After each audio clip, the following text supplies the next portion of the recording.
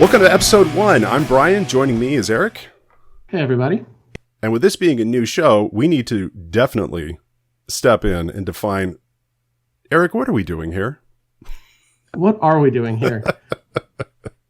The title might give you the hint that this is a World Eaters podcast with the obvious Lost to the Nails reference and me being formerly of a show that was dedicated to pointy-eared things. But this show, I think it'd be easy to start out with this show is not.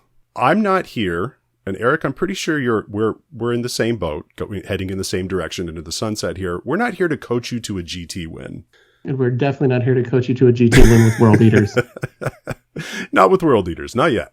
But what we are here to do is this show is really dedicated to trying to help you play the game more often and have much more enjoyable games. And so we're going to sort of, naturally some tabletop stuff will come up from time to time, but I'm not here to tell you GT winning stratagem management or my top 5 strategies or units for taking out Mortarion in 2 turns or whatever the deal is. We're here really to talk about starting with this episode especially, we're here about trying to restart gaming groups and get people back into the swing of things.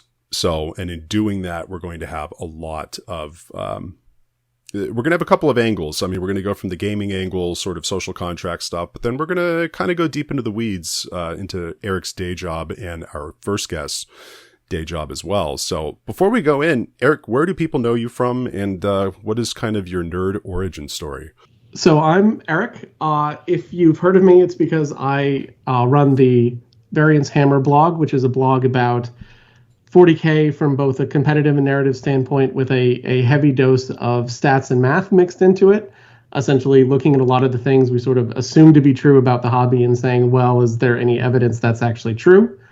And my nerd origin story, I'm the son of a wargamer. My dad played, the old Hex Encounter tabletop war games when he was a kid, and when I was a kid, that's what I grew up playing. Nice. And then as I sort of grew up, I had a Battle Masters box that I was in love with, and played the hell out of that.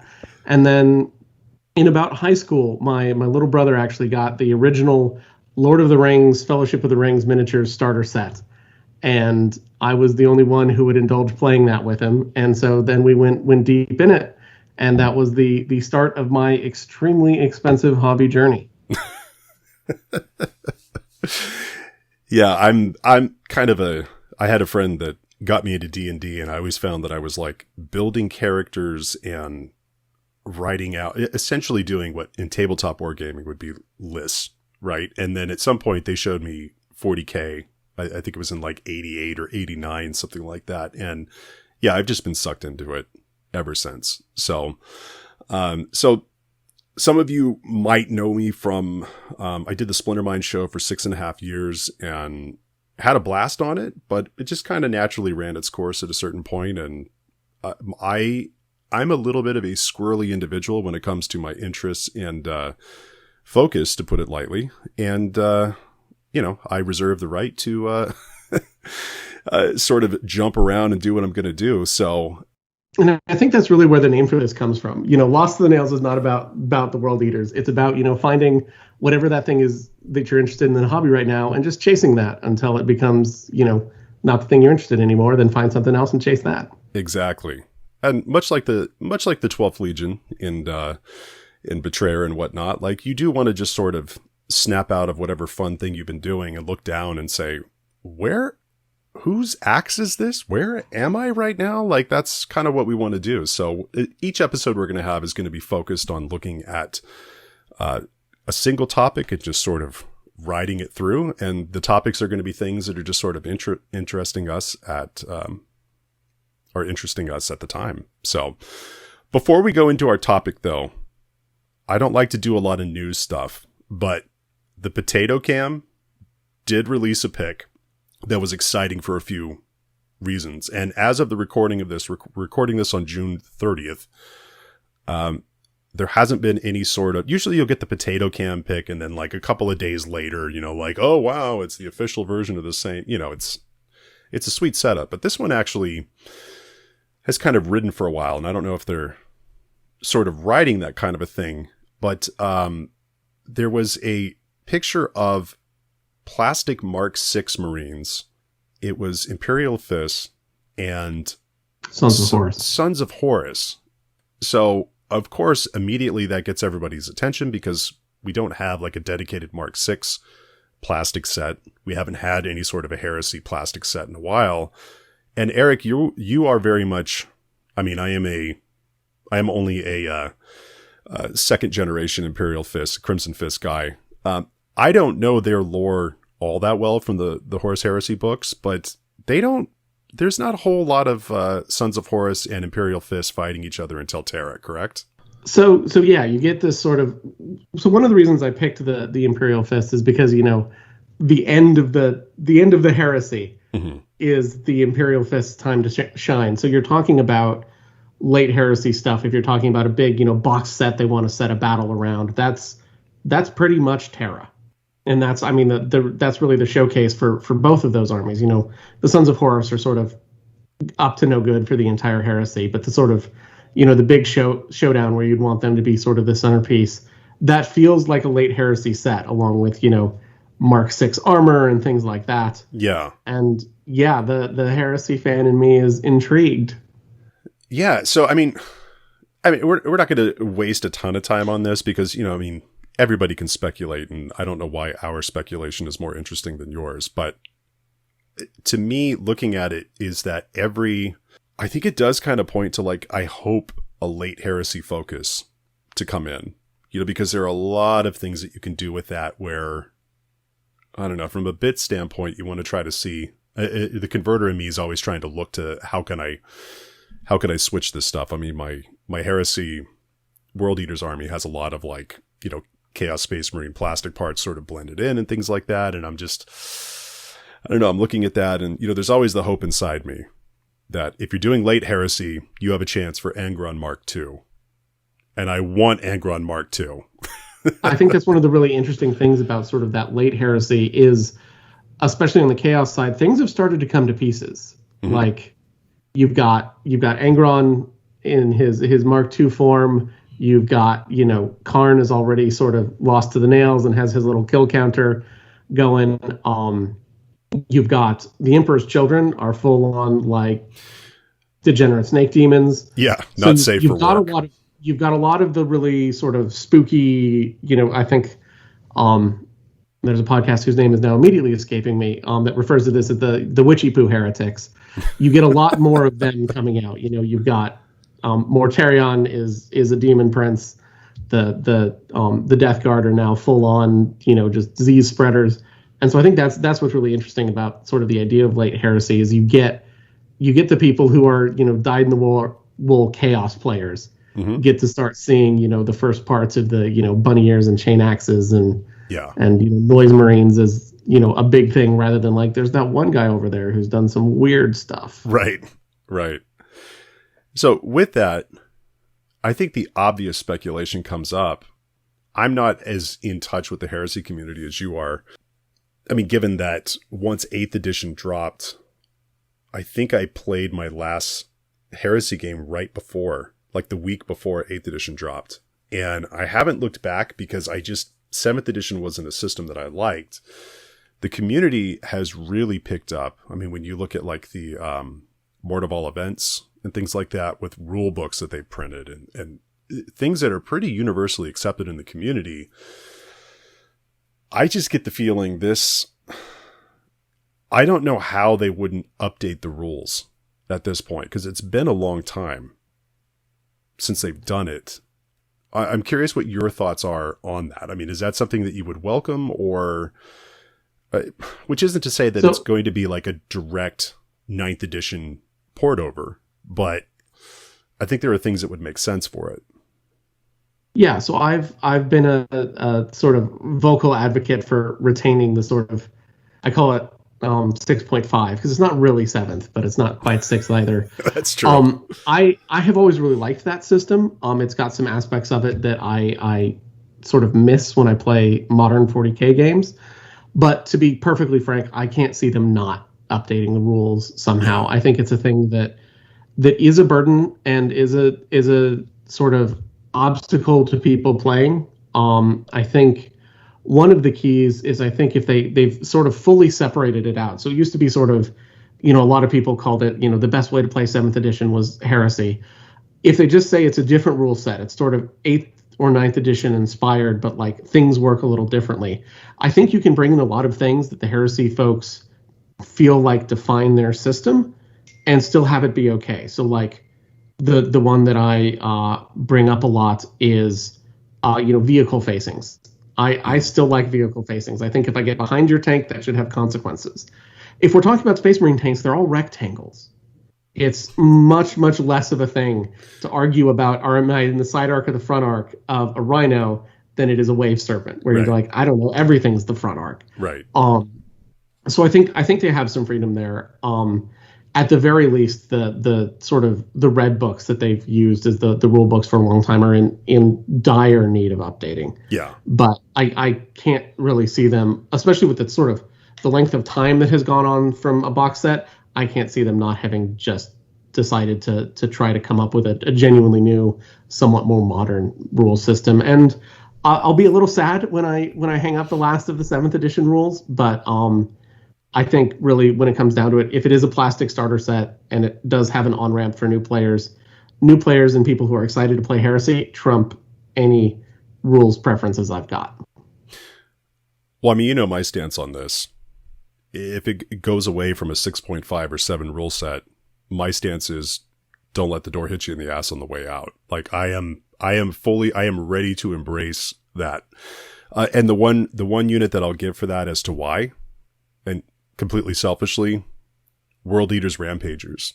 When you look at the weapons that they're carrying, there are a lot of weapons in there that are interesting, but in the all or nothing save system of 6th and 7th, something like a meteor hammer is like really neat. But then when you run up and, okay, I can just allocate my veteran sergeants taking all the wounds on this, and he's got a 2-up save, you don't get those fun moments versus, guys with chain axes and chain swords running around.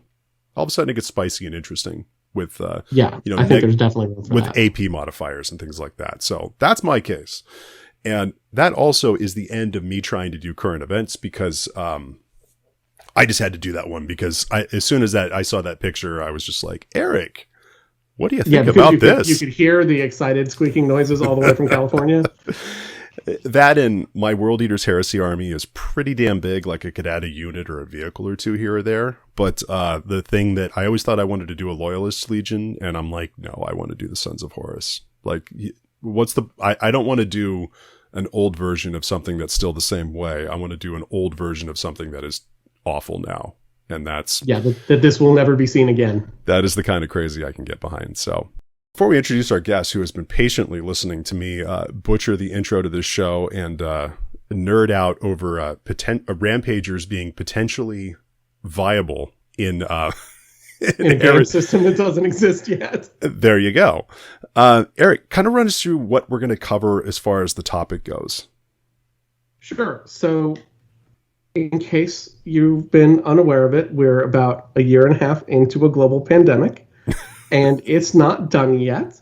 But we're starting to see, with vaccines and a lot of states reopening, we're starting to see people try to come back to in-store gaming and starting to talk about going to events again and sort of looking at that, I hate the term, but, return to normal. Can we have in-person games? We've had a year and a half of interacting on Facebook and Discord and trying to get Tabletop Simulator to work right. And, we're back now. I want to be back too. I miss gaming.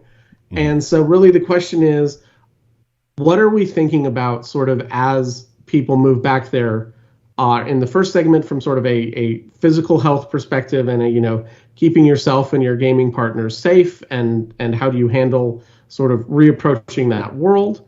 And then in the second segment, sort of, okay, so now you're all, back in your game store garage clubhouse. What does that mean? Mm-hmm. So, and the guest for this episode is somebody that I brought in for a lot of different reasons, aside from just liking the cut of the man's jib. There are several people, there are a handful of people that I credit with sort of putting me where I am in gaming, and I hope this doesn't come across as sounding too cheesy. There's, of course, my late friend Cheyenne that introduced me to the game. Of course, I have to include that. There's Liam Redman, who on thedarkcity.net was like, oh, have you heard of this hobby progress challenge thing? You might want to try to do that if you're painting up world eaters, which got me into listening to the independent characters. And weirdly enough, they're local. So it ended up kind of becoming the people that played with and around that are my gaming group now. And kind of inadvertently, I didn't know what I knew what a podcast was. I just know why the hell you'd want to listen to a radio show that already happened. And 100 some odd episodes and 6.5 years later, I'd say it kind of stuck. But the person that got me out of playing just in my friends' garages, was our guest, John. So, John, you ran the leagues when I lived in Central California in Modesto. You and Bob, of course, ran the leagues down at the Gauntlet, the great store that was there, that was run by, that was owned by Eric Silvera. And you guys ran the kind of leagues that not only got me out of my house because it was like 900 million degrees, because Modesto does get hot and I didn't have air conditioning, but the Thursday night leagues were really the highlight of my week, as far as like showing up and getting all your games in, and you guys would run these great events and everything. But it was one of those weird, those leagues that you guys ran actually were what taught me how to play games with strangers, which sounds really weird, but I mean, that kind of a thing. So, John, welcome to Lost to the Nails. Well, thank you, Brian. Thank you, Eric, for having me on. Honored to be your first guest, and 100% I am not going to live up to that introduction while I'm on the show. But it was wonderful to hear. And a lot of good memories of Thursday nights at the Gauntlet in the 90s. Oh, yeah. Absolutely. Absolutely. So also in bringing you in, I mean, it's not just that you're a guy that I think has great thoughts on the game and gaming in general. Also, I mean, from a professional capacity, I mean, Eric, you are an epidemiologist, and John, you are a nurse. So, I mean, in dealing with COVID and these types of things, I mean, you have been, I remember when you were on the Splintermind episode, we were talking about 2020 being a hard year. And we were like, oh God, Eric's the epidemiologist, man, that year sucked for him. And the first thing you said was, well, at least I'm not a nurse, right? Like, they have had a far harder year with all this stuff. Yeah, real talk. I was busy. The clinical folks, be they doctors, nurses, hospital staff, have put in a lot more than I ever could. Yeah. Yes, it was a challenging year. It's sometimes hard to put into words, but definitely if you have a nurse in your life, they don't need the gratitude, but you just know that it was hard. It was hard for them. Yeah, it was a mileage year. So in the first segment here, we're going to talk about there's a little bit in gaming. I mean, well, there's a little bit of, I mean, anytime there's gaming and people talk about the conversation, I mean, there is a social contract within gaming, but now this whole like public health angle has been added to it. So let's kick it off just kind of with the physical safety concerns. I mean, Eric, what are the physical safety concerns and why? Well, I mean, obviously we can't give a blanket statement on that because all of it's so local. Sure. So I think the physical safety concerns are obviously sort of right now dominated by the COVID-19 pandemic, and you really don't want to get COVID-19. It's not good. It's dangerous. If you think about the demographics of our hobby, a lot of us are in high risk categories for it. And really the concern is when you think about sort of risky situations for something like COVID-19, people being in close proximity in an indoor space, talking animatedly is a really bad sort of setup. And that's what our hobby is. And that's true if you're in a clubhouse, it's true if you're in your local game store, and it's especially true at events. You have, hundreds of people who come to events, and those are awesome. And then they spend a lot of time talking directly at each other's faces.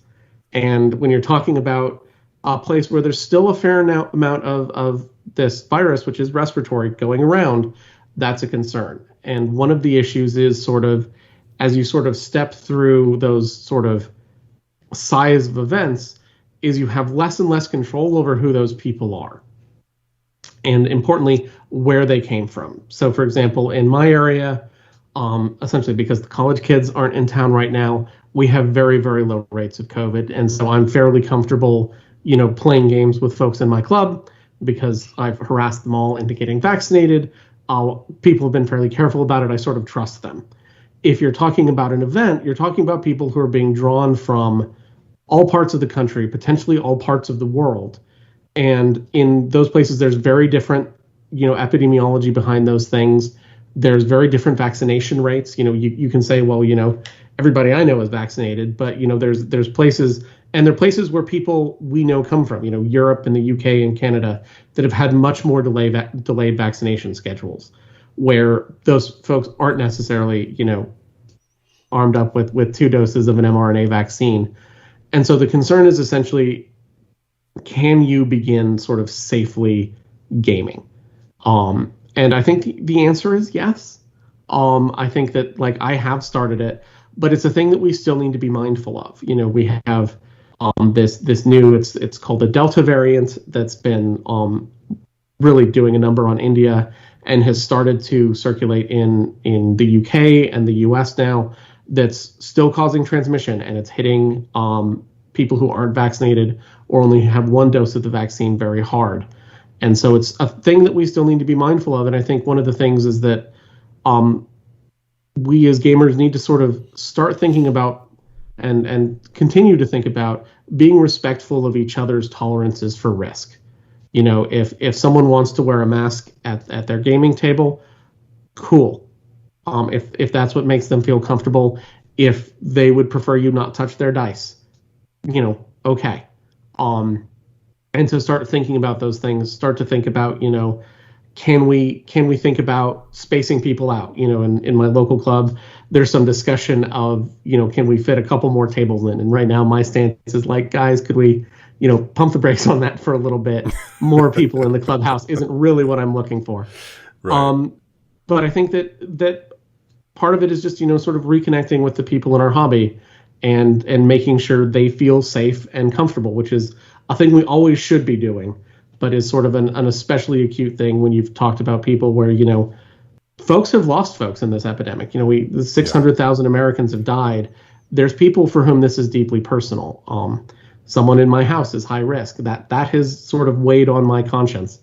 And I think that's really it, is, starting to approach things in a way that's respectful of those concerns. Eric, there was an article that you did on Variance Hammer, a blog post. I believe it was in mid-March. And I remember you were talking about people's risk. Correct me if I'm getting off course here, but it was something along the lines of people having different risk budgets. And you having a person who's high risk at home, some of your risk budget has been spent for you. Something along those lines. Yeah, so essentially the idea of the risk budget is something that epidemiology has started talking about, because risk isn't, and this is fitting for a wargaming podcast. It isn't a 0-1 thing. It's not like either you're in trouble or you're not. Everybody is trying to make, 3 up, don't get COVID saves constantly. And really your risk budget is this idea that you have a budget, and that's your budget for risk, and then that gets spent out doing things. So someone with a really big risk budget, if you think about, a 23-year-old with no dependents who's got good insurance and no, pre-existing conditions, they've got a really big risk budget. They're risk rich. And then on the other end, if you have an 80-year-old who's had a lung transplant, their risk budget is basically 0. And what you think about doing is both what is your risk budget and then how are you spending it? Are you spending that out? Do you have a job where you have to see people? You're spending some of your risk budget doing that. We are sort of taxing anyone who works in grocery stores and things like that. Their risk budget is being spent for them. And how do you want to do that? So, for example, a gaming convention is, in addition to your actual budget, blowing your risk budget in sort of a 4-day extravaganza of, okay, I've come in contact with hundreds of people in close proximity. We're all cheering because, GW released the latest preview of the best army ever. And that's you've just spent a bunch of your risk budget. So no, you've done that. and then maybe decide not to do something else. So, for example, in my area, restaurants are fully open. They're not requiring masks. They're super not requiring masks if you drive across the border to Idaho. So, but maybe that's not a thing that I'm willing to spend my risk budget on. You know, having Thai food at my house is just as pleasant as having Thai food out. So I'm not willing to spend my risk budget on that, so that on Friday night I can have somebody over to my house who I sort of know and trust and I know is vaccinated. So that's a really small expenditure of your risk budget. And so that's sort of the thing that we're starting to think about is being mindful. And I mean, this is the thing that we should be mindful of in the hobby of other people's actual budgets too. People have different risk budgets and they may not want to spend them the way you do. And that's, you know, that's okay. John, I grew up in the area where you live, and it is a far more conservative area than the area that I live in now. I mean, the area that I live in now is there's a very vocal minority of conservatives that are kind of putting on a show to compensate for how liberal the area is, I always feel like. So masking here, you don't get the same looks that you might get in a different area, you know, for people that still want to do it, which I always find really odd because I'm like, if you're kind of taking a libertarian view, it's like, you do you. If you're wearing a mask, that's on you. You do your thing, you know. But I know at your local store in Modesto there, the owner has been pretty vocal and like, oh no, we're following the guidelines even if the sheriffs aren't enforcing them. Have you guys had any sort of conflicts with that, or is everybody just like, hey, it's his shop, we're doing his thing? Yeah. Brian from Utopia, he's been really from the beginning an advocate of, you know, safety. He was kind of the first guy to, he had his shop closed at the beginning of the pandemic. He was doing curbside service when they were allowing it. And then, you know, as things progressed, he was allowing people into the store 3 at a time. Everyone was washing hands. There's big signs around, you know, you got to wash your hands. You got to wear a mask. There's no exceptions. So I applaud him for following the, measures for public safety and not complaining about it. I mean, there's a lot to complain about. It's inconvenient for everybody, for sure. But at this time, you know, California is allowing people to, you know, basically essentially go out and do whatever you'd like to do. So his shop is open. They just opened a game room. I think it was 2 weeks ago. Yeah. I went down there. I was just so bizarre to walk into a shop and be able to see gamers gaming. Yeah. It was sort of, I'd imagine like the intro of an apocalypse movie where people are walking out of their house and are looking up at the sky and it's, you know, a weird purple color and the trees are all gone and they're, what is this? He had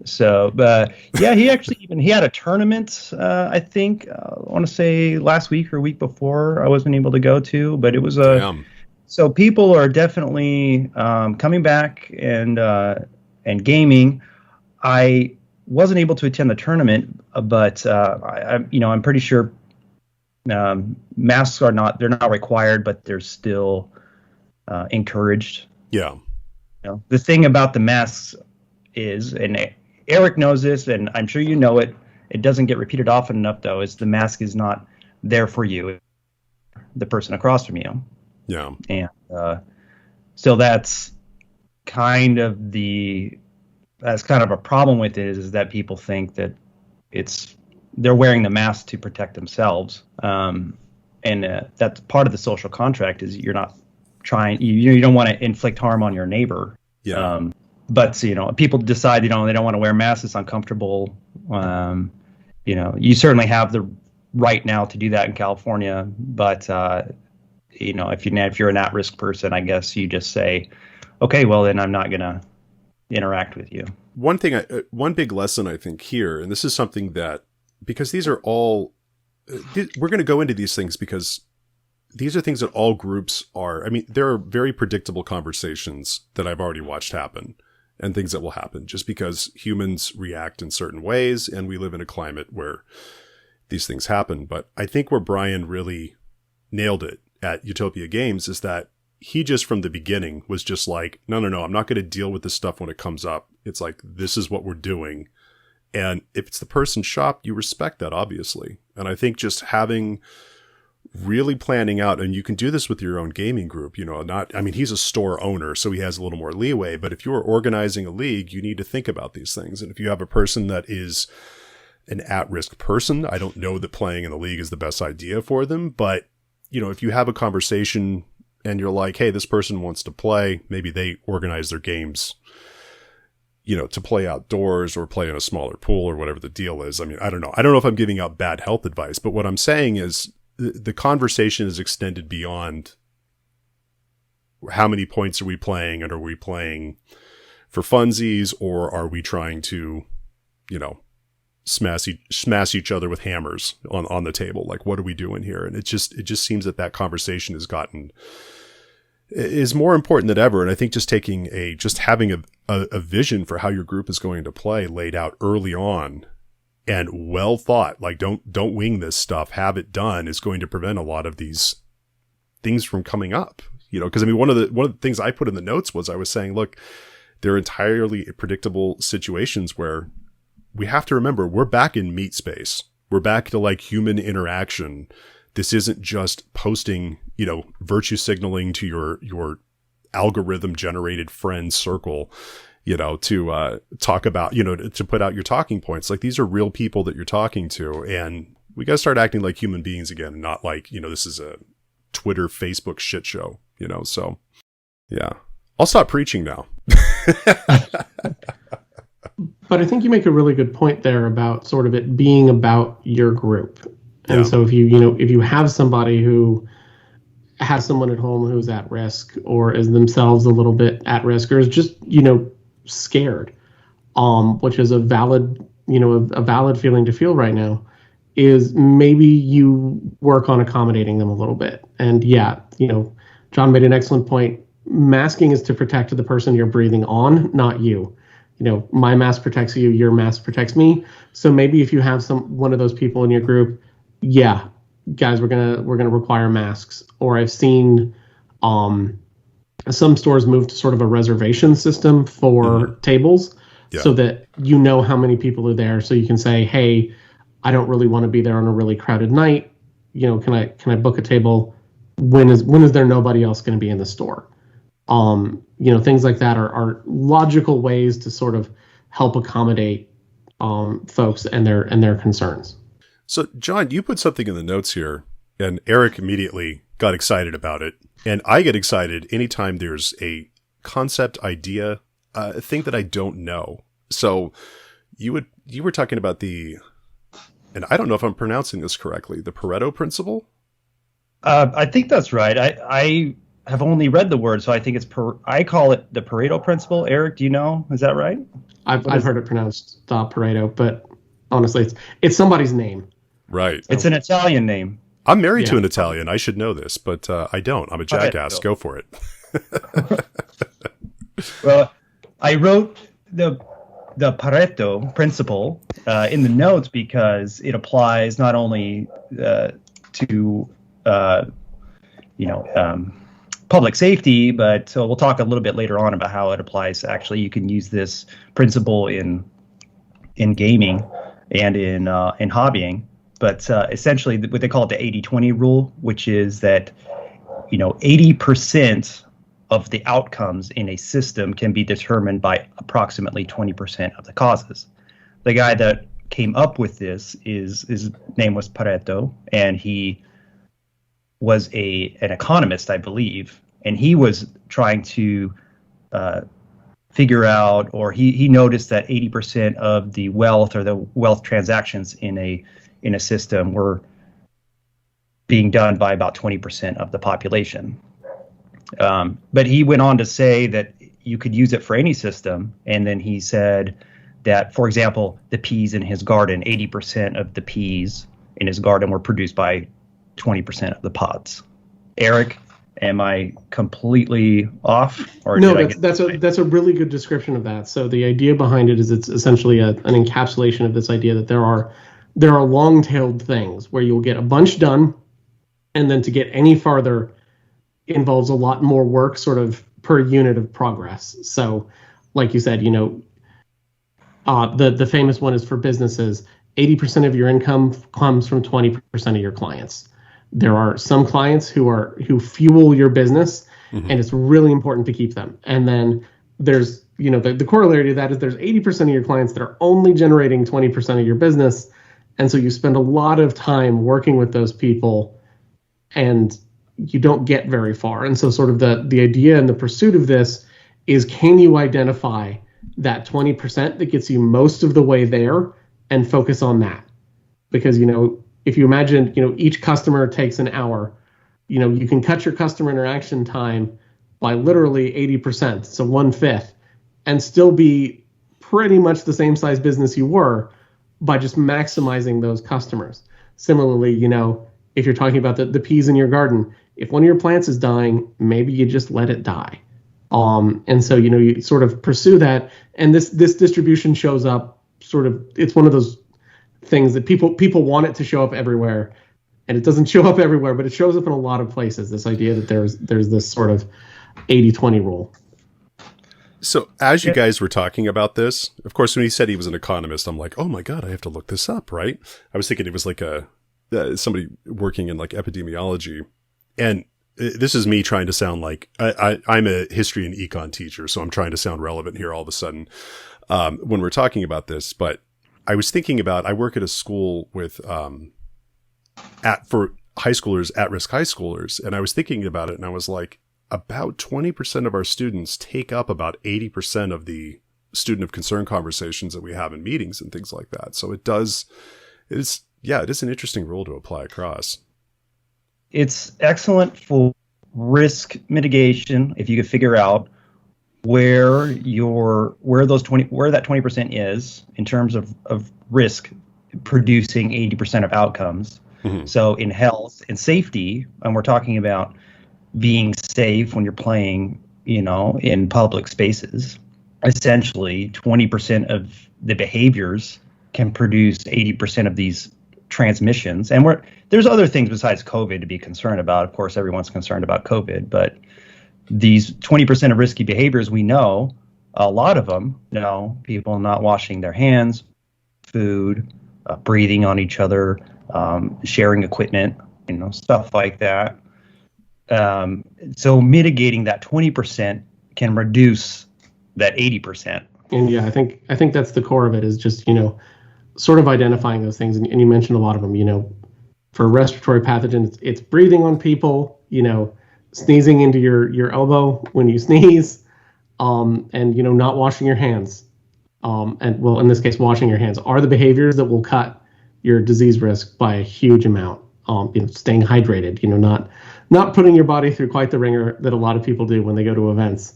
Those are all things that are pretty easy to do and aren't particularly exotic. And I think that's where the idea of it comes, is those are easy attainable things, and you don't have to be particularly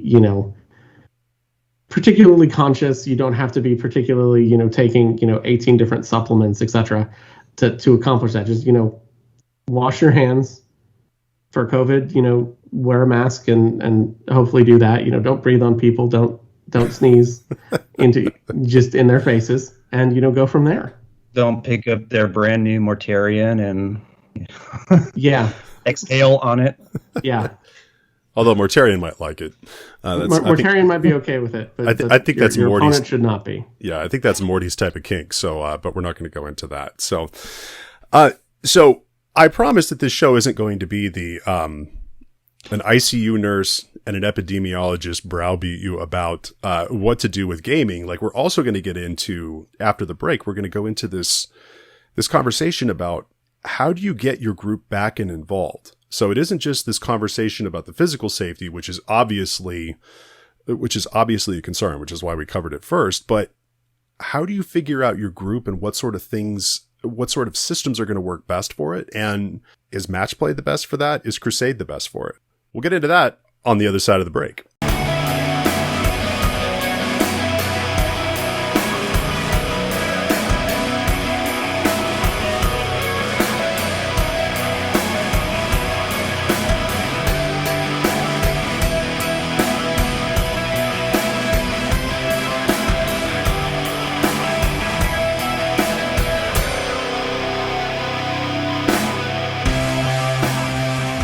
And welcome back to the segment that I'm calling Avoiding Going into the Side of a Mountain in Flames second after takeoff. There are a lot of pitfalls in trying to get your groups back together, not just with the physical safety. The first thing I put on here was beware of FOMO syndrome. Have either of you run into this already, or is this just my ADHD running rampant, where all of a sudden it's like everybody wants to do all of the things and they all sound like fabulous ideas? Absolutely. Oh, it's definitely a thing. Yeah, this is a very trying time because, of course, we're trying to catch up on lost time. And there are a lot of games that we've wanted to play. There are a lot of things we painted over the lockdowns and things like that. I painted an entire Battlefleet Gothic Imperial Navy fleet that I call Battlefleet Covidia.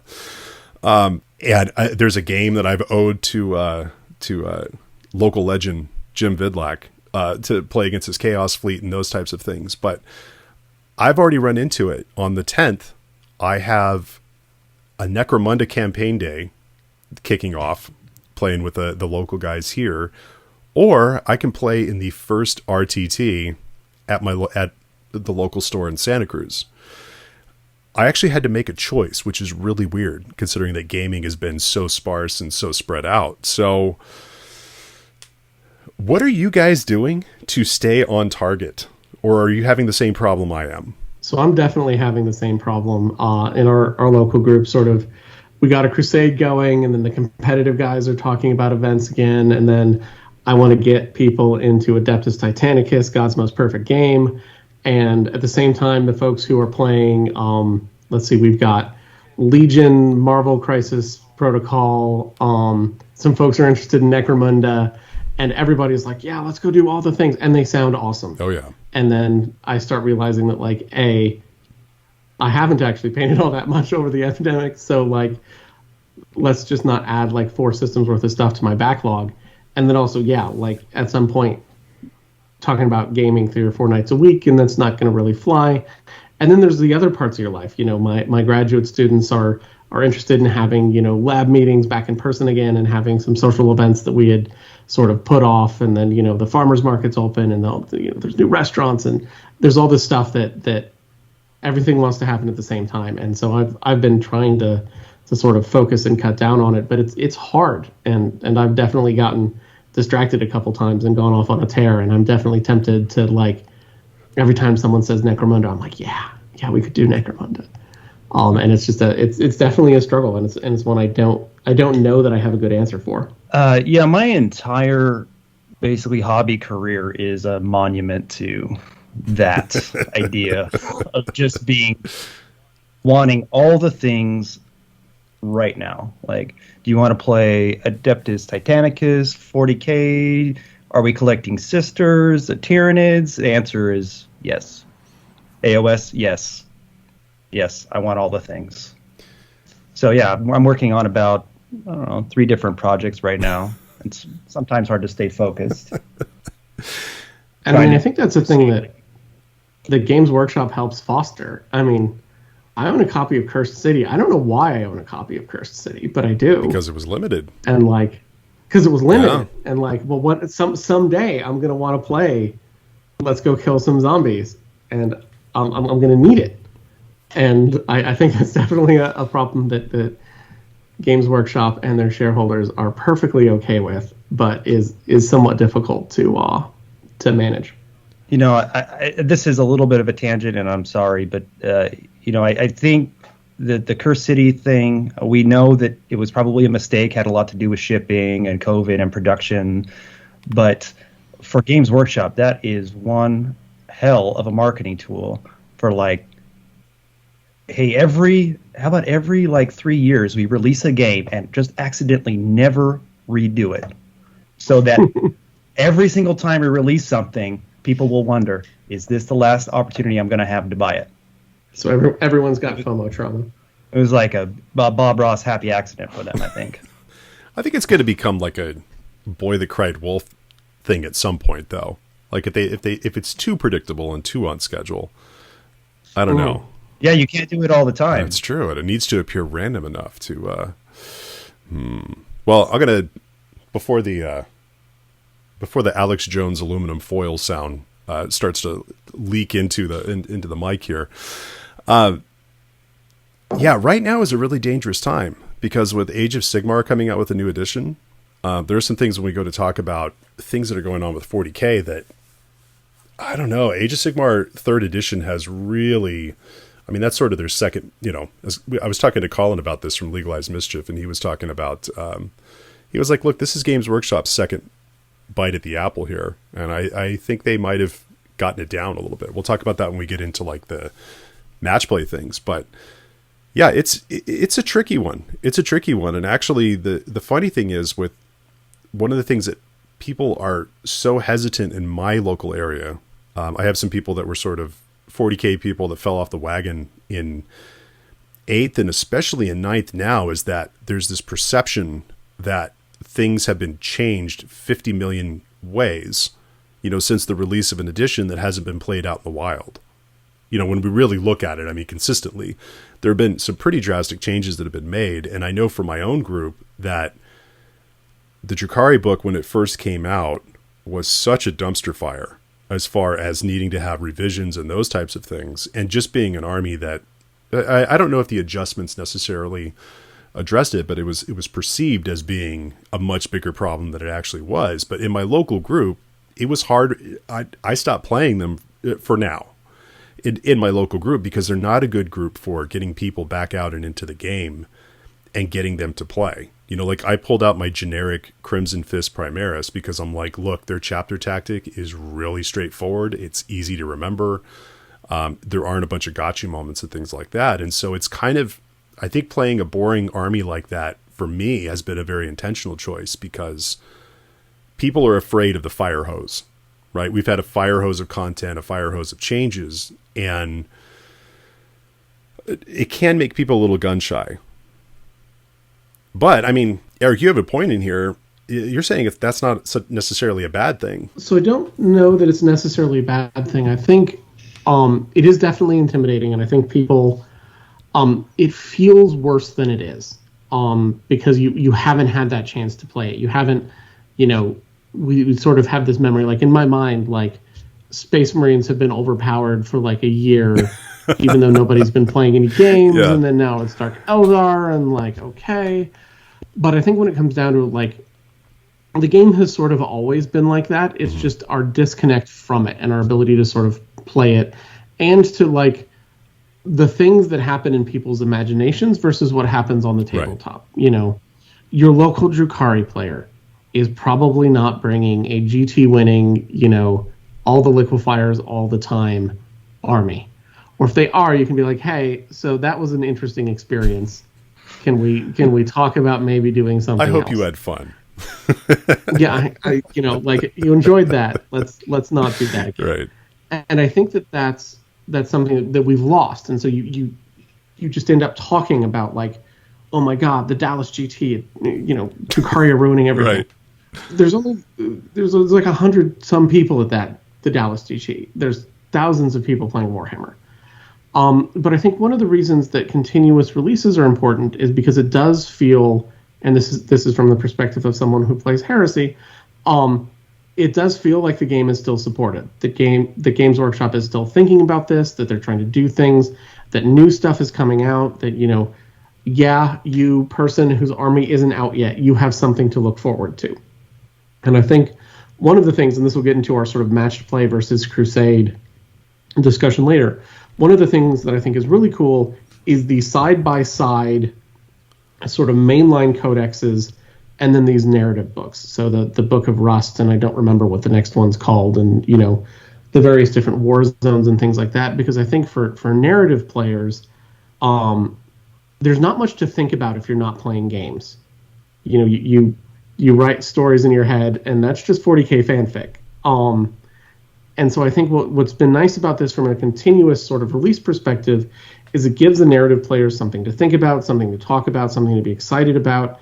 And I really prefer that model over sort of I think that the classic Games Workshop model for narrative gaming is to assume that the narrative gamers have largely got it sorted out all on their own. And then once they start releasing narrative material, it's safe to assume that the edition is not long for the world. And so, you get some campaign supplements, and you're like, okie doke, it's time to prepare for edition the next. And so I really like that, we're probably halfway through the Codex release cycle for Ninth, and we've seen some narrative supplements, we've seen things come out, and I really like that. And I think it gives people a way to engage, and I think a way to talk about things, because I think if that hadn't existed, without the ability to play games, the conversations we'd have online would get really stale. Yeah. Because it would just be like, so, the game, we miss it, right? And, everyone would go, yep. And then we'd move on. And so I think it is there, but it is hard to sort of step back into this. And I think that's a thing that people are experiencing, for all kinds of things. John mentioned, going to a store event and being like, there's people playing games next to each other. I went to a restaurant recently, and there was people waiting in the entryway, and I was like, "What? Who are you? And why are you here? And please don't speak to me." And so I think that's a thing that does take some adjusting, and is going to be a thing that people have to deal with. Going into different types of ways to play. I mean, each group is going to lean. I don't know. I mean, I always look at it like there's sort of a pie chart for each store, and it might be 90% competitive players and 10%. 5% casual and 5% hardcore narrative or whatever it is. And so your group is going to be a little bit different. But given that narrative play takes more, I mean, it takes a little more involvement, it takes a little more setup and things like that to kind of do it right. I mean, at this point, is match play sort of the default? And is it the best system for getting people back into playing? I mean, John, you're in an area where match play is definitely more of the norm. I mean, in 8th edition, it was, are we playing ITC number 3 or number 4, right? That was the type of discussion you were having rather than what kind of a game you want to play. I mean, what have you found sort of in your area as far as that goes? Yeah, I think that's right. There's 2 stores here in the area where people play. One is Utopia, and the other is the Games Workshop store, which is not having in-person events that I know of at this time. And it's been, I think, historically this way, that players who are more competitive or match play focused tend to play more in the store, and people who are playing narratively may not be showing up. So it's maybe not that match play is more popular in my area, but it's that the people who are playing narratively are playing in small groups in their garage, or on their dining tables with maybe 1 or 2 other people. But I think that people who are okay with playing a stranger, those people tend to be more match play or competitive type players. And I think it's very natural, if you're going to play match play, to think about it doesn't have to be competitive. It's just fair. But I think it's natural that if you're going to play match play, that you think about how to make my army better or stronger. Mm-hmm. And if you read about match play on the internet or on forums, the discussion is usually, what is the best or what is better, which warlord trait should I pick, which relic is better, right. Don't take this unit, take this unit. 2 detachments are better than this 1 detachment. The list goes on and on. So I think it's that the match play crowd is just more comfortable in their own skin, and narrative players tend to be more isolated and grouped into smaller, maybe less connected cells. Of course, I have no data to back this up at all. I'm just completely out of my own butt. It sounds like a podcast, right? 3 guys with microphones sitting here spouting off their anecdotal evidence. An interesting thing, my area, I mean, there's a lot of garage hammer that goes on, but the funny thing is I've actually, as far as going into experiences, there are a couple of guys that I play that really prefer the match play stuff. And I think early on, I mean, there was a pretty small and selective group before California sort of loosened up and reopened that I was playing with. And we were all sort of marveling at the paperwork involved, as far as like, if you're an ITC player, if you were previously an ITC player, you're very used to this, like round by round, I need to keep track of all my stuff and everything. But if you're used to more of we're doing certain objectives or whatever the deal is, those types of missions, sort of Bookhammer from 8th edition, it'll throw you off a little bit, and the last game, what I thought was interesting, and this is a thing where each group is so different. The last match play game that I played, and this is gonna sound like a really douchey name dropping thing. I played a game against Doug Johnson from Table War at Carl's house from the Independent Characters. Which sounds like the douchiest name dropping thing. It was just the last game that I played with it, and it was a goofy thing. We played like 1,000 points, but we played it on like a full 6x4, and we chose like 3 secondaries instead of 2, because he was getting ready to go to an event. And this was literally like his second game that he'd played. And for him, picking up, because he's played ITC for so long and is so familiar with it, doing all these secondaries was just second nature. Like he would have to refer back to it, but I mean, he took to it like a fish to water. Like it was a very natural thing for him versus a person like me where ITC, I played that one event, and maybe I played a mission or two prior to that against people that wanted to play them. It feels like a very different thing. So I think it's kind of interesting. Like if you have, I don't know if this is necessarily the default. I mean, it depends on how comfortable the person is with those missions. But if you have a person who's like trying to, like I played a game against Sky in his store, and I was teaching him 9th edition. We're not going to play secondaries. We're going to play one of the narrative missions and just not worry about agendas and just try to run through the mechanics. But at a certain point, I think you do have to be prepared to take the training wheels off. I don't know how far into playing that is as far as getting your group established. I think one of the keys for this is that whether or not match play is sort of the default or what you should be working with as people sort of restart, is it's the easier one to talk about. Mm-hmm. So yeah, and I think that's why like match play dominates podcasts. Yeah. And there's not a lot of narrative YouTube channels out there. And I think it's because if you say match play, like John said, it doesn't have to be competitive, but it's a one-off game. It has a very clear outcome. Did you win or did you lose? Right. And so that starts you sort of thinking about that. And then, it's very obvious to have like, okay, so my objective is to win and your objective is to win. So let's talk about how to win. And so I think it has a much easier sort of conversation to have. Whereas for narrative gaming, that can be anything from,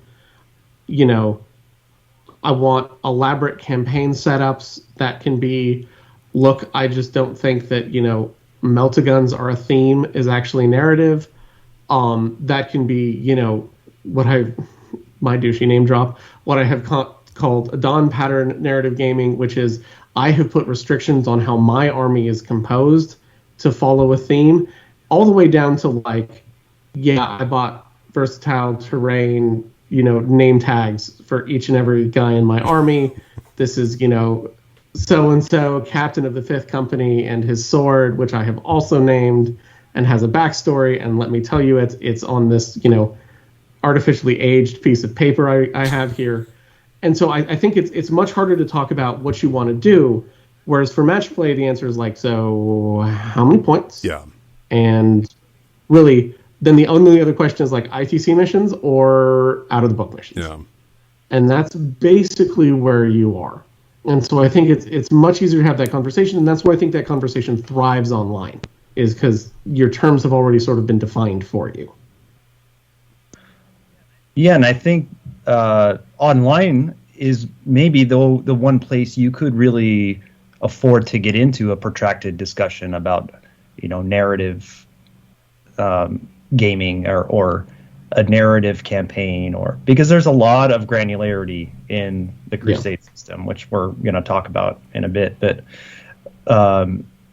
you're right that the competitive play is much easier to discuss, and I think it's much easier if you're going to just play the first game in 9th edition.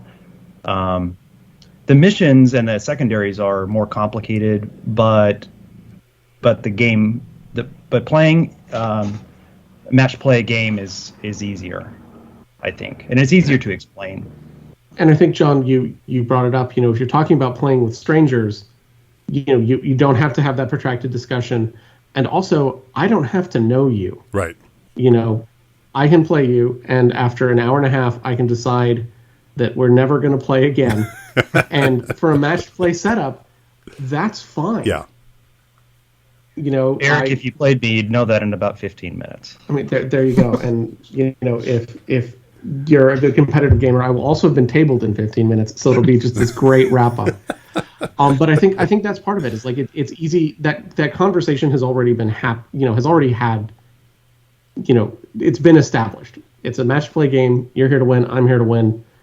Maybe we have different definitions of how far we'll go to do that, but it's inherently a one-off game. And so, yeah, then, okay, cool, good game. See you next time or not. And, you go about your life. Whereas a lot of ways to think about narrative gaming struggle a lot more with that sort of, do I trust you to have actually built your Crusade army versus like sat down and built your little fantasy army? Yeah. Do we want to have multiple games about this? As it turns out, your army's backstory is a little bit fashy. All of those things are things that, I don't necessarily want to do that with just like someone I've genuinely never met before. And I think that's tough. Yeah, I think that's why they tend to be more isolated, more indurated. They cluster together. They naturally form these groups where, they tolerate each other's idiosyncrasies. So Crusade has been one of the weird parts of 9th edition for me.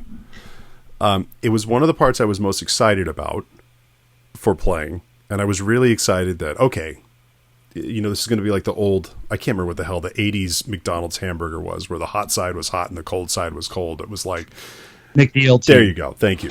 So it was like, okay, you're going to have the match play people are going to have their set system. The major events are going to adopt it instead of each having their own little thing. The narrative players are going to have their thing. They announced you're going to be able to play your Crusade armies against match play. No. That commentary done. That's going to be a no from me, dog. Does not work. But false. And Crusade is actually something, I mean, from sort of the behind the curtain perspective, it's a thing they've put a lot of time and a lot of energy into, and there's a lot more stuff that will come out for it. Like, this isn't like the old one and done, like, hey, there's a campaign book and the edition's over, right? This is something that's definitely being supported, but I'm curious to get your guys' thoughts on this. I mean, is Crusade the best system? I mean, I know it's going to be group dependent, but is this the best system? I mean, do you do it? What's the best use for it in a group? I mean, do we go with like a finite league, a campaign that is X number of games long, or do you just go sort of open-ended personal narrative, as it says in our notes? I mean, what are your guys' thoughts on that? Because I mean, I've played a lot of Crusade games. You guys have played a lot of Crusade games. What do you think on this? I've now played probably more Crusade than I have match play in 9th. We started our own garage league I think it was about 8 weeks ago. So I've really gotten to know that system pretty well. It seems that what Games Workshop is a system where they put in different things that you can do, and it's up to you and your group to decide which parts of that you want to use. You can use all of it, or you can use some of it, or you can use almost none of it. And I think for now that's good. It's obvious when you read the materials that they're producing, the new codexes and their material that's coming out and the campaign books, that this is evolving as they're going on. They're getting more ideas. Yeah. The farther into the edition we get. Look at the campaign material for the Necron Codex, where it's basically every third game your overlord gets a cool name, Right. the Destroyer world, and then look at the Dark Eldar Codex, or the Drukhari Codex, where you're tracking multiple different territories that you've conquered, and you're spending points on different things for your army. So I have, there's no doubt in my mind that the further down the codex line we get, we're gonna have more, we'll say more complicated, more intricate systems, and then probably whole campaign books where there's different sort of systems to do that. But none of that, you don't have to use any of that. You can just play the missions. You can choose to track experience points. You can choose to track, your relics and build your force. I think if you use it all, if you're the type of player that really enjoys, like Eric's dad, the granularity of layering rules and stacking bonuses and rules interactions, the advanced squad leader type of wargamer, I think you can definitely do that, and it can be kind of exciting. If you are sort of a Gloomhaven-y, I want to name my character, but I don't really want to spend a lot of time, thinking about the rules. You can play that way too. What are your thoughts, Eric? Yeah. So for example, there's a guy in our local group who doesn't bother tracking experience for his units. He doesn't care. What he wants is his heroes to, do cool stuff. So that's where sort of the emphasis of his thing is, and having done the opposite and really keeping track of the experience points for my units, I'm now somewhat sympathetic to the much easier bookkeeping task he has for that. I think that there's a couple things that I've sort of observed playing our sort of local Crusade group, and then recently I played a game getting a guy I know who played back in 5th edition sort of back into the game. And I think it sort of goes to John's points of you don't have to use everything. And importantly, in the beginning of the Crusade format, you can turn a bunch of rules off. So, in your sort of first Crusade army, if you haven't spent the requisition points for it, you don't have warlord traits and you don't have relics. And as it turns out, having not played Sisters of Battle since 3rd edition, with the new codex that I've started an army with, I have yet to fully successfully remember all of their special rules. And in a matched play game, I'd be sort of upset by that, because that's, sort of how the engine of the army works is the point of matched play. Whereas for a Crusade game, it's like, okay, so I turned off the sort of super canoness powers because I haven't paid for them yet, and I turned off the warlord traits, and I turned off relics, so okay. I've at least simplified it a little bit. I think that there's definitely, it depends on your group. I think that one of the conversations we've had to have a lot of struggles with is our group, the competitive folks in our area are very competitive. So for example, the Boise GT just happened. On the AOS side of things, which is sort of the more competitive side of our club, some of those people came home with trophies. Getting them to play Crusade has been an interesting experiment in sort of trying to get people not to touch the live wire and like, oh, but if you do X, Y, and Z, you'll break the game. And it's like, yes, so don't do X, Y, and Z. Pick two. So it depends on sort of, what you want to do with that. But I think there is a lot of potential for Crusade, sort of to get people back into the game. I think for me, the biggest part of the Crusade system and the narrative missions that I really like is that the agendas can be accomplished while you lose the game. And I think for new players and for folks who are, not great at this game, and I'd put myself in that category, I think that has a lot of value. So, for example, an opponent of mine, I beat him, but his Blade Guard came out with the battle trait that gives them a 6-up feel no pain. And so, he's super excited because his Blade Guard are now even more badass. And I think the other thing I really like about it, and this is sort of the good side and bad side of this, is someone was talking about this with Necromunda, that the most fun of Necromunda is what happens after the game. As you talk about, like, oh, so-and-so died and someone broke their leg and, you've been taken captive, and so now the next mission is we have to come get you, you idiot. And that part, like, Crusade has that bookkeeping aspect to it, which is sort of a weird way to have a structured form of bullshitting about the game afterward. And for me, one of the most social parts of the game, and one of the parts I enjoyed the most, is like, yeah, remember when that happened. And so for Crusade, sort of codifying that is really a lot of fun, but it also involves like breaking out a pen and paper to keep track of things, and that does definitely have a level of intimidation to it that I think for new people there is sort of a like, okay, so you're trying to figure out the game, and also there's this whole different thing that uses an entirely different set of terminology. So I think one of the keys is what John said, is to remember you can turn a bunch of this off. And I would suggest people who are looking at getting into Crusade as the way to get their folks back in is to aggressively turn things off. And to give people room to do that. Similarly for our group, I have sort of a structured, okay, if you build your Crusade army and you're like, I thought this was going to work and be really cool, and it's not, just start again. Like, what do you have? What experiences do you have? Okay. Or like, yeah, you thought that unit was going to be really cool, but it turns out, that unit doesn't work the way you thought it does. Change their war gear out. Don't worry about it.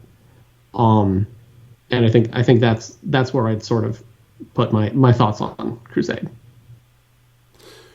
So you were mentioning the competitive crowd kind of leaking in. What kind of experiences have you guys had as far as like people with upgrades and these sorts of things? Have you guys run into things where people are constantly... In my own group, when we play Crusade, we sort of do like the hockey visiting broadcaster thing of, picking the other team's, MVP or whatever the deal is. And that's the thing that we've done since day one. I remember the first game that I played, I was like, to me, it makes sense. Like, you tell me which unit is my MVP versus other people being able to say, this unit's X number of points away from an upgrade, they're the MVP kind of a thing. I mean, have you guys run into that experience of having people that are sort of like really trying to cheese and sort of feed the power creep a little bit with unit upgrades, or? Well, I wouldn't say intentionally. My group is fairly small. We have just 4 players right now. And one of the guys is my friend Connor, who I work with. He's really new. In fact, I think we had our first game. His first game of 40K in some years was just a few days before we started playing in this Crusade League. He's a great player, and he really understands the game well. And he's not I wouldn't say he's a power gamer at all. But I think the natural progression of a Crusade army, if you play it just the way that it's written in the book, there is a huge power creep after, it's like, yeah, game 1, there's no relic, no warlord trait, whatever. And then by game 8, every unit has basically a battle trait, where now it's like all of his units basically hit on 2s, right? He's playing ultra custodes right now.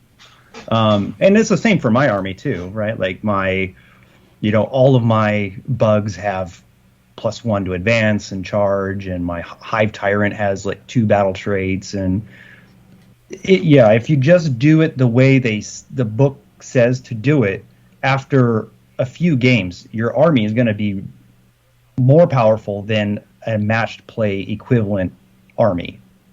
And that's why I think that the missions are built the way that they are, because they are not necessarily, there's a lot of parity in the way that the missions can play out.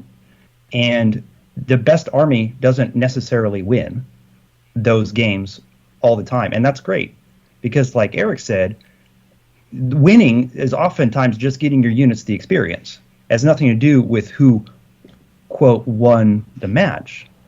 But if you build your army the way that the book says to build, or the way your codex says to build, you're going to have a super powerful army after a while. But if you play the missions, the Crusade missions, your super powerful army might not win. And I'll give you one example. Is we had another guy in our group had a Necron army that he'd only played a couple of games, and one of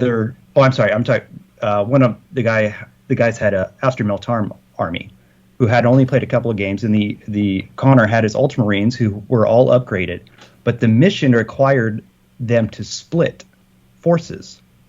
So he had to leave half of his army off the table and could only bring them on, I think it was like a 4, 5, or 6 in the second round, and he couldn't make those rolls. So the entirety of the Imperial Guard army was able to just destroy basically one unit at a time. So it didn't really matter that, Connor had like 14 Crusade points. Rich was able to beat him with a inferior force. So for our group, I think it's not necessarily people, cheesing or deliberately trying to break the system, as much as I think if you're normally a competitive player and a match play player and you know how the system works, it's hard to unknow that. Yeah. And there are some choices that are really obviously good and some choices that are not. So an easy example for the Sisters of Battle is there's the battle trait that gives them a +1 to the invulnerable save they get for being Sisters of Battle. That's a great battle trait for almost everybody. So pick that. Except the Shield Girls who get a 4-up invulnerable save from something else. Never pick that with them. And I think it's really hard to unsee that. And so in our group, instead of doing the sort of guest announcer MVP, I make my group roll for battle traits. Wow. You can't game it because you can't control it. And we have a reroll mechanism for okay, this says I can do this thing, but literally I don't have that equipment. Then we're okay, so reroll. It can't be impossible, but it's sort of like the old Maelstrom mission where we had a house rule that was hard is not a reason to redraw. Impossible is a reason to redraw. Similarly for this, battle traits that are just meh are not a good reason to redraw. But if it says this doubles the range of your flamers and you have nothing but bolters, okay, fine. And so I think that's sort of how we've intended to do it. And then we have a catch-up mechanism in our group where we're just doing it for requisition points right now, but I've sort of alluded to the fact that if things get out of control XP-wise, and it might be my army that gets out of control because I've won the last 3 games, I'm just going to drop stuff on people. So, for example, in ours, every 2 weeks I check to see who has the most requisition, and everybody's brought up to 80% of their total. So that you don't get the college kid who's off for the summer and can play, 6 25 power level games a day is suddenly, capable of doing things the rest of us can't do. Or if you need to step out, or if you want to join, as people join, someone in my group's I'm not going to be back until July. I don't want them to start out at okay, so you can only play, very restricted games because you don't have anything yet. So their army is just slowly being buffed as time goes on. And that's sort of how we've contended with it. And I don't think I'm far enough along to know if that's worked or not. But then similarly, in a recent game I had with a new player, I turned off all my army's upgrades because for him, he's new to the edition. He's new to he didn't play in 8th edition either, so he's new to the concept of command points. So me saying, hey, you've got an extra 5 command points isn't going to balance the game. It's going to make it worse because now he's got to figure out what to do with literally double the number of command points he had. Right. So I just turned all my upgrades off and was okay, I've got a 3 CP army because I have, 2 relics and a warlord trait. So here's your bonus command point. To sort of, get the idea of this is how this works without going, yeah, and these guys reroll here, and these guys have the +1 save. And I think I'm going to probably keep doing that. That, for the most part, for, games with new people or games with folks who haven't, got really highly developed Crusade armors, just turn them off. And go from there. Yeah, or you don't have to, just because something is on your order of battle, it doesn't mean you even have to play that in your army. Yeah, exactly. Take another inexperienced unit that hasn't done this, and oop, there they are. Yes, they're painted the same. Total coincidence. A lot of this I think is leading to that conversation about how a group utilizes the Crusade system, because it appears Eric has kind of you can correct me if I'm wrong, but it seems like you have a organized league type structure where you're definitely maybe a campaign master, or that's basically what's going on. Is I'm organizing our local group. We're going until essentially June 15th to September 15th, because end dates are important for campaigns. Yes.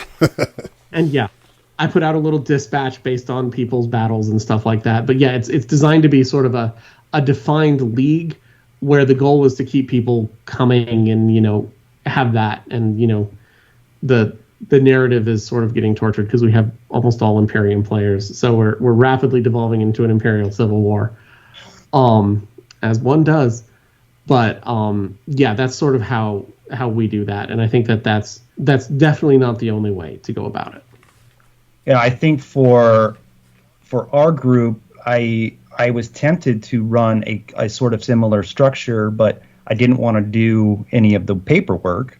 So we have kind of a if you play D&D, like an adventurers league, just you build your character, you keep track of your character's experience, and you bring that character to a session, and we just take your word for it. That's what's on the paper is what you said, and that's what you and that is kind of the book allows for that to happen.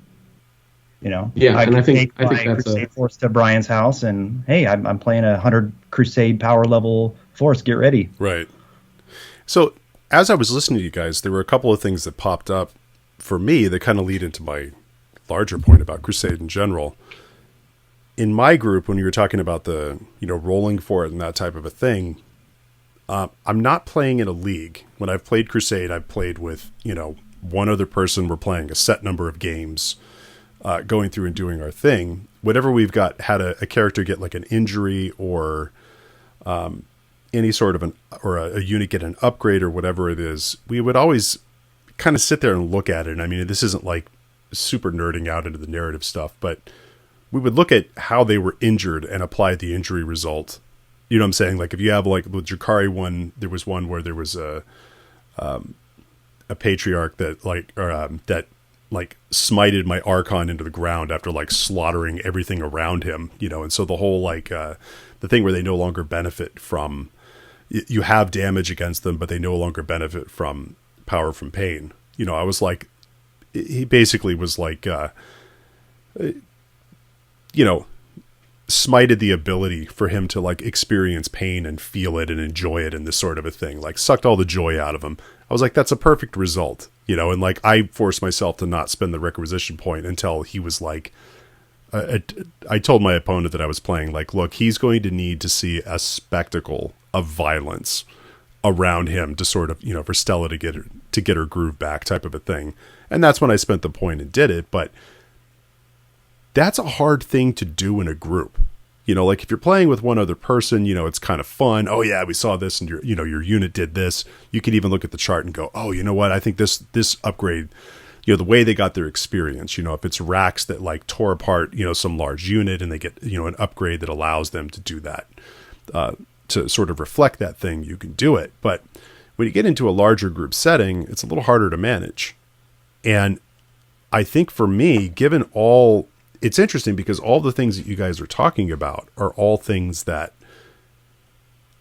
in my own group, I know that we would do, right? As far as like, okay, this is going to make for a bad matchup. I'm not doing that. Or, turning an ability off, or, one person wants to track all their units. The other person only wants to track their characters. Like, we're cool with doing that stuff. But this system, as detailed as it is it almost too much? Do you have almost too many options that in doing it in a group setting, it becomes cumbersome? Because there is a hell of a lot of paperwork. In fact, John, when we asked you to come on the episode, you had the most brilliant name for Crusade ever. Which was that? It was something like Warhammer 401k or something like that. Is that right? The name for it, I believe, that you had was form WH10-40K. So if you live in the U.S., the 1040 is our tax form.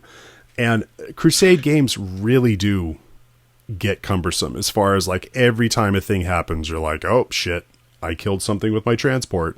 Oh, this just blew up. And there's a lot of paperwork that happens, and I'm not sure that it all needs to happen. So I think your guys' idea of sort of shaving it back works, but in a group, I guess it depends on your group. That's going to be a hard thing to manage. Are we just using parts of this? Are we using all the things?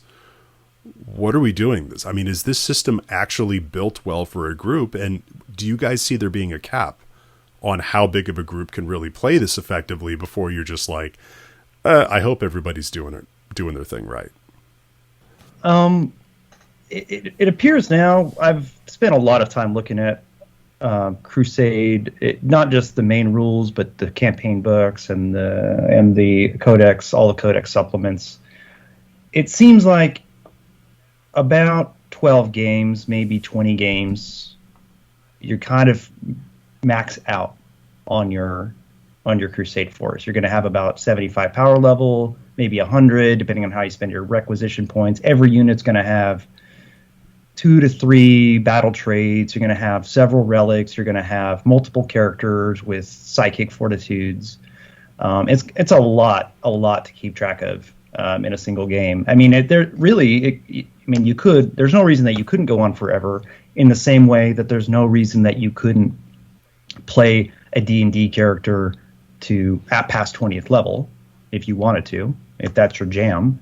But most games of this type, they have a cap. Right? If you play WoW or something, right, you max out at a certain level. D&D, you cap out at a certain level.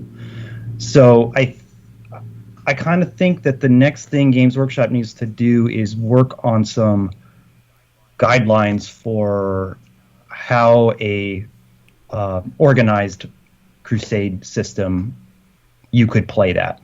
Because if you just hand people the tax code, right, and you tell them to figure it out on their own, people are going to get frustrated. New players are going to get frustrated. Yeah, I think from my perspective, I don't know that there's a cap. I use the term, have you built a culture of trust a lot. If I trusted people to manage it themselves, I don't know that I'd have a cap in terms of the number of people who can sustain it. But it would make me sort of nervous. And I think one of the things is I wouldn't, I've gotten interested recently in sort of the idea of running narrative events. I wouldn't use Crusade for an event. No. Just because it's a lot of paperwork, and over 3 games or something like that, it's not enough to sort of justify the paperwork involved in it. I think one of the things that will be really interesting to see as it evolves is the scope of the sort of the secondary sort of the grand agendas your army has. So, the Sisters of Battle, you're trying to do a living saint. The Dark Angels, you're hunting the fallen and things like that.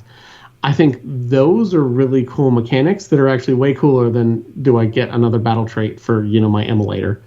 And I think those are the ones that make people want to play their Crusade forces longer. Because, just because I've been doing the Living Saint one, that's a long haul. And it's going to get frustrating if the answer is you can get, 1.5 steps into this 5-step process, and then we're going to clear the deck again. So one of the things I think would be interesting is, so Games Workshop starts talking about what do you do for structured, sort of organized play crusades. And then also, like, how do you refresh a crusade army? Essentially, if you reset things back, what is it? Titanfall 2 has this mechanic where, like, you level up, you get to the level cap, and then you regen, and you drop back to level 1, but you've sort of retained a little glimmer of what you used to have, and then you go back up and you do it again. And I think partially that helps with the excitement. You get your first battle trait at 6 experience points, and then it starts getting longer and longer and longer. So I think you'll start seeing people be like, okay, so I've done like 5 Crusade games and nothing's happened. I don't know that I care anymore. And so I think there's ways around that, but I think it works for groups. I think it really depends on the group.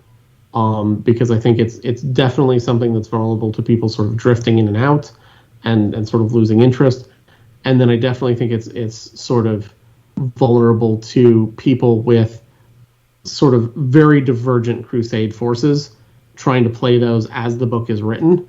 I think is really tough for especially the person on the lower end of that exchange, because there's only so many command points you can give someone to make their army better.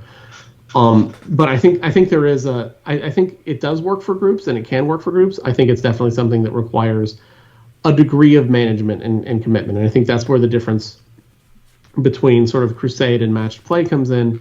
Is matched play, you can just throw open the doors and go, hey guys, we can game again. See you Friday night. And that's all you need to do. And if that hook is there, I mean, the disadvantage of it from my perspective for match play games is I've found a lot of players get frustrated, especially if they're in more competitive scenes, with, welcome to the hobby, the first 10 games you're going to lose, and why did you buy that unit? That unit sucks. I mean, that was my experience. That's why I don't play War Machine, is because I really like the concept of a couple units in War Machine, walked into the store, had them in my hands, and one of the players was like, why are you buying those? Those are all terrible. And I was like, cool. Go back to the Space Marines. And so I think it's sort of a balance of sort of what your group is, what their personalities are, what people are interested in. Are you interested in that storytelling aspect, and what kind of story do you want to tell? So Brian, you were really interested in, okay, so here's what happened in the game. Let's pick the battle traits that sort of go along with that, and the scars that go with that. I sort of enjoy the other thing where I let the dice tell the story. So like, okay, my Repentia after this battle got battle weary. What does that mean?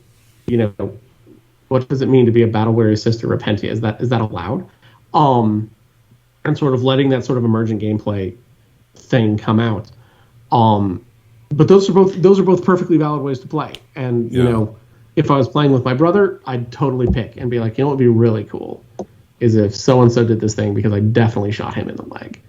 And so that's sort of, I think it really depends on your group. And I will admit, going back to the first segment, that epidemiologists have a notorious tendency to say it depends for the answer to any question. But I think that's because that's always the right answer. And so I think for Crusade, it also depends.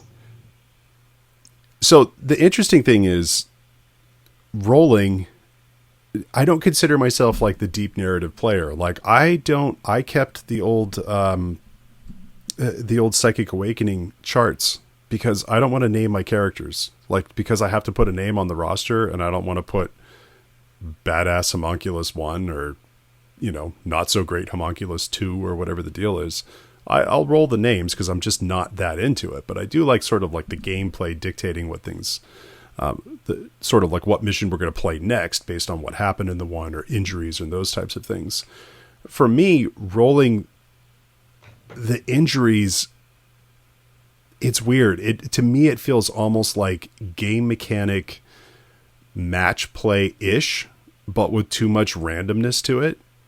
It's kind of a weird thing. Like I don't consider myself like a competitive match play exclusive player. But for some reason, like doing that reminds me that, oh, we're playing a narrative thing, but we're really just kind of playing rules within a system. But you're still rolling on a table to find out how good things were. It's kind of like Maelstrom, like narrative. Yeah, it's a tricky one. I think I have a whole extended theory about different ways people approach narrative gaming, but I think that's the thing that happens. I mean, you see it a lot with D&D, with people who want the story to be told within the confines of the rules and the rules to have helped tell that story, versus this is the story I want to tell. I want the rules to not get in the way of me telling that story. Right. To facilitate it but not get in the way, versus the story that was told was the fact that I rolled an improbable string of 20s, and this is then what happened. Got it. And I think those are both approaches. And I think, again, it depends on your group, and it depends on you. Like, honestly, if someone in my group was like, hey, I really want to tell the story of my units, and like, I think it would be really cool if X, Y, and Z could happen, and it wasn't because I really know that those are the two best traits in the codex, cool, knock yourself out. That sounds awesome. Doing this limited version of it, it's funny, I haven't tried doing that. Like, when I played it, we've played it straight out of the box, and it really did feel like, John's form, 10 dash, WH 40K, whatever, tax form. I can't remember which of you put this into the notes, but I'm just going to steal it right now. So it's like, these are the things that you have to track if you do everything. Army points, power level, victory points, command points, supply limits, crusade points, requisition points, kill tallies, agenda tallies, campaign tallies, experience points, and what you called codex world building points. That's sort of like the side game, I'm a Death Guard player spreading a contagion, or I'm a Drakari player carving out my little territories in Camorra. It's a lot. So this goes into our last part of the topic, sort of talking about, are there third, fourth, and fifth ways to play this game? Like, what are ways that, if for your group when you're getting started, just to sort of put the training wheels on, if you're going pure match play, if you're going pure crusade, are there ways that we can sort of streamline things a little bit just to get people back into the swing, and then maybe next fall, next winter, things are looking a little better, gaming opens up a little more, we all sort of get to know each other again and how we play and all that stuff, and naturally people will filter towards their areas where they're naturally going to go. One thing that I wanted to throw out, I don't know how much you guys have followed any of the stuff from the new Age of Sigmar rules that are coming out, but there are some really interesting things. Age of Sigmar, since it was introduced 6 years ago, and 40K, I mean, we see some stuff that's sort of tried in one, refined in another.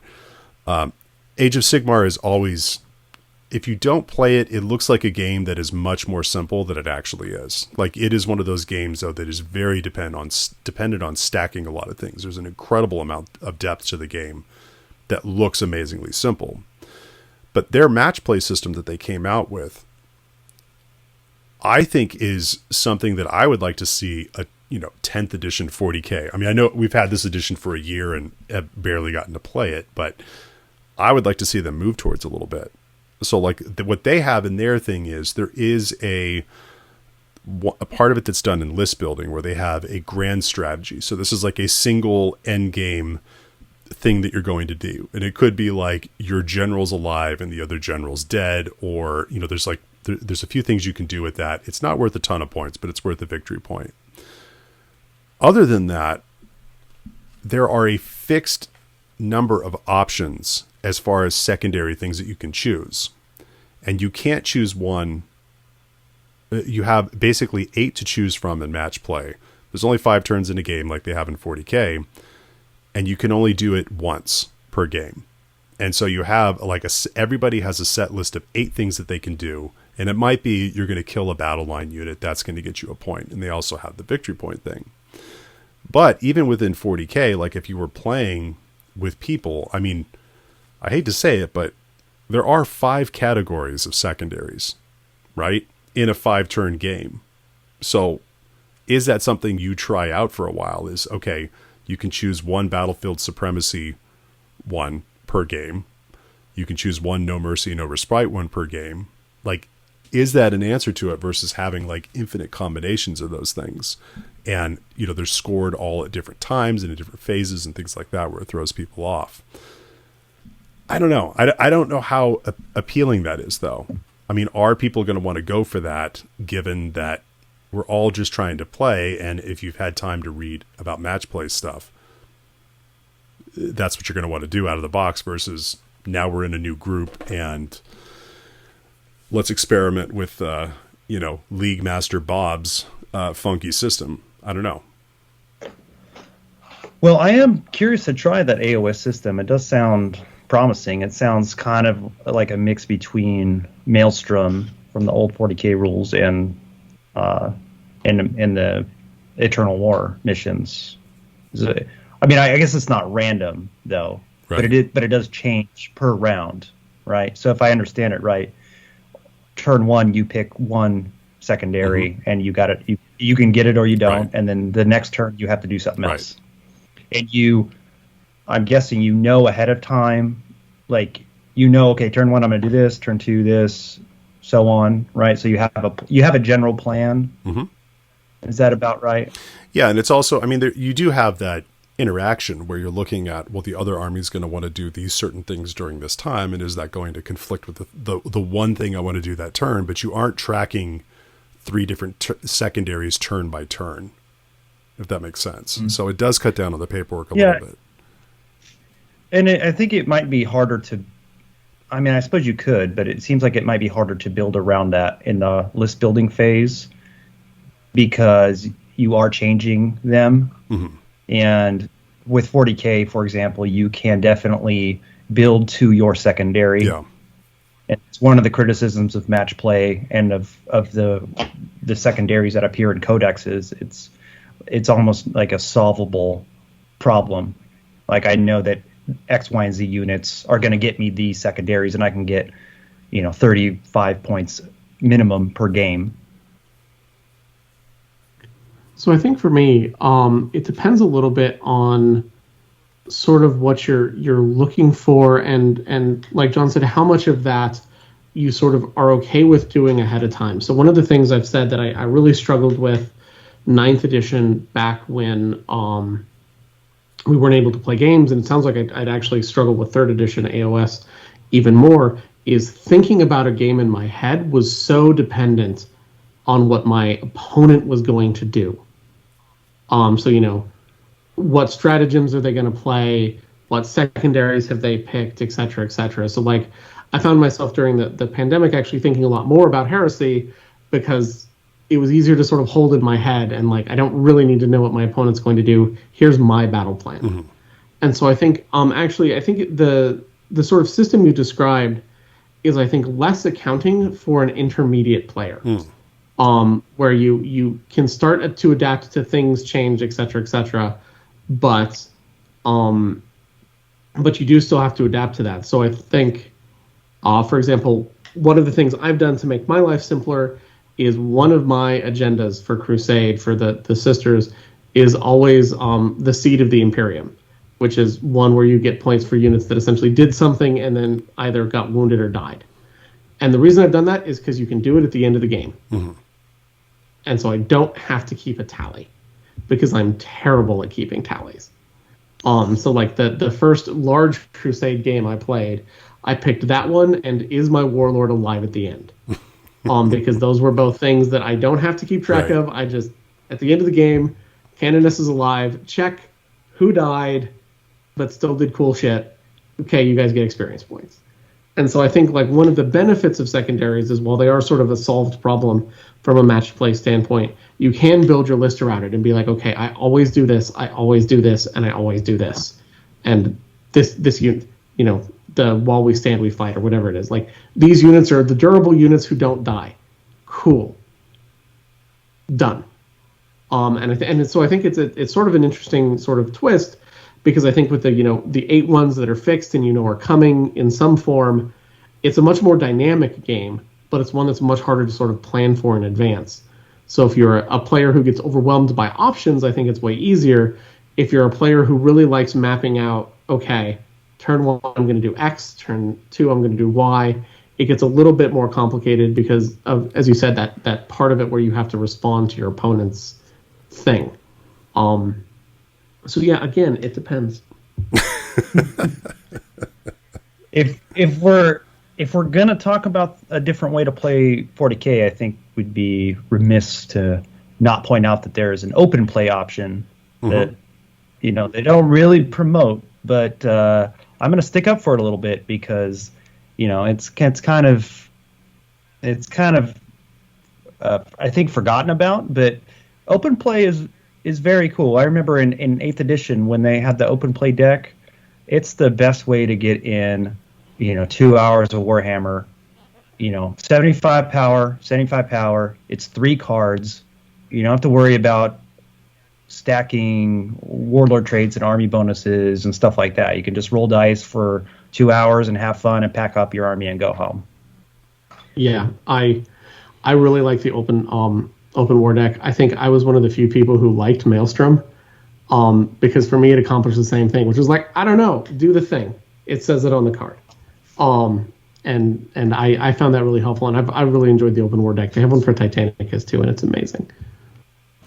Well, I mean, bottom line, we're all trying to catch up on gaming, right? We're all trying to get out, and whatever is going to get your group to play the most and get the most enjoyment out of it is going to, the more games that you guys, that your group plays, the more you're going to figure out what makes people tick and what kind of stuff they want to gravitate towards and what you should do.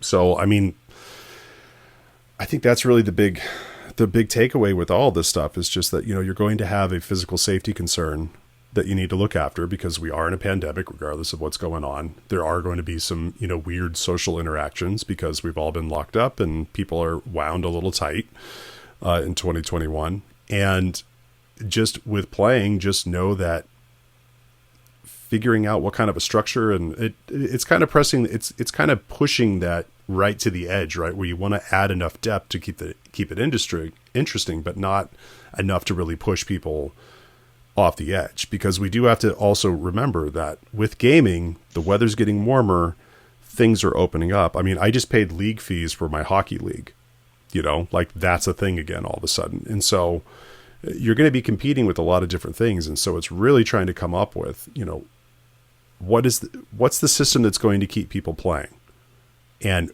coming back and not pushing them over the edge. And I don't know, I hope that some of the conversations we've had today will help you with your groups at home and thinking about this. If you're in an area that is just starting to open up, I mean, put some thought into this stuff. It puts a lot of thought into this stuff, and it's really you'll get a lot of mileage out of it. So before we go,